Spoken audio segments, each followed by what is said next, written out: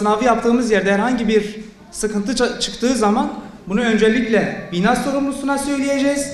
Bina sorumlusu o da yani Şanlıurfa'da bulunan sınav merkezi sorumlusuna iletecek ve varsa bir sorun, sıkıntı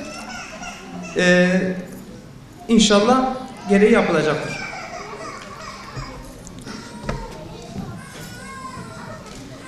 Geldik bina sorumlusuna. Şimdi biliyorsunuz Şanlıurfa'da yaklaşık olarak 65 merkezde sınav yapılacak Allah'ın izniyle pazar günü. Bina sorumlusunun yapması gerekenleri tek tek açıklayacağım.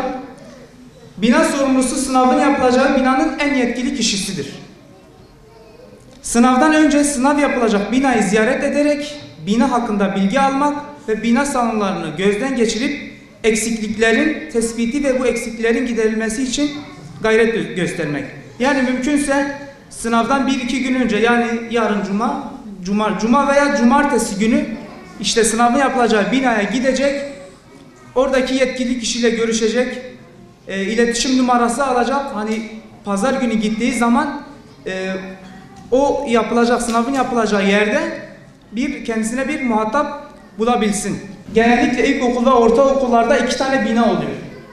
Mümkün mertebe diyelim ki ilkokul ve ortaokullar yapabiliyorsak bir binayı erkeklere, bir binayı da bayanlara ayırsak çok iyi olur. Eğer tek bina varsa, okul diyelim 2-3 katlıysa, tek katlı okullar zaten Urfa'da hemen hemen, bir katı bayanlara, bir katı erkeklere olacak şekilde ayırmalıyız. Onu da yapamıyorsak, bayanlar ayrı sınıfta, erkekler ayrı sınıfta, kesinlikle bu ayrım yapılacak.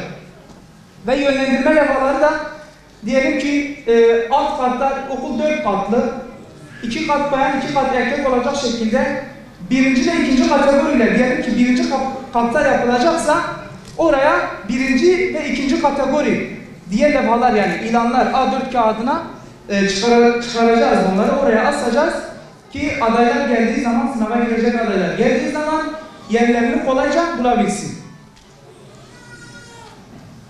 Sınav günü 2 saat önce sınav yerinde hazır bulunmak, sınav güvenliğini zedeleyecek unsurların olup olmadığını tespit etmek amacıyla sınav binasını kontrol etmek, varsa sınav güvenliğini zedeleyecek unsurlar ile ilgili gerekli önlemleri almak.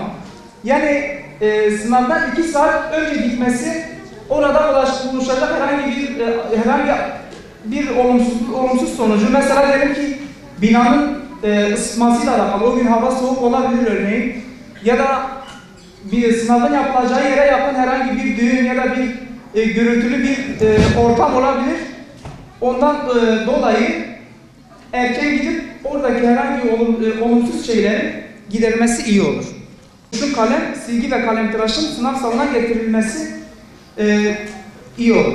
Yani çünkü bazı adaylar hani ÖSYM'nin yaptığı sınavlarda o tarz sınav, onları yanımızda bulundursak iyi olur. Sınav çıkışı da onları toplasak yine iyi olur. Yine başka sınavlarda kullanırız.